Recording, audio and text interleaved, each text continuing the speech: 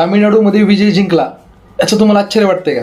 पण 5 असे मुद्दे आहेत ज्यावरून तुम्हाला हे लक्षात येईल की हे काही नशीब किंवा जुगार नाही, हा विजयचा प्लॅन विजय आहे.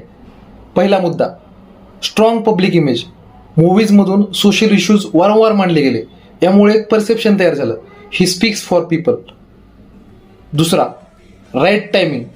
करिअरच्या पीकला पॉलिटिक्समध्ये एंट्री. त्याचे चित्रपट 200-300 करोडचा व्यवसाय करत असताना त्याने ॲक्टिंगला रामराम ठोकला. लोकांना हे सिरियसनेस आणि कमिटमेंट वाटली. तिसरा, एक्झिस्टिंग फॅन बेस. तो एक रेडी कनेक्ट होता. स्ट्रॉंग फॅन फॉलोईंग आधीपासून होती. फॅन बेस कन्वर्ट होऊन इनिशियल सपोर्ट तयार झाला. चौथा, यूथ रिलेटिबिलिटी. यंग ऑडियन्सला तो रिलेटेबल वाटतो. कम्युनिकेशन एकदम सिम्पल, डायरेक्ट आणि इमोशनल आहे. 5व्या मुद्द्याचा तुम्ही पण रिसर्च करा. तुमच्या एका गोष्टीकडे लक्ष गेले का?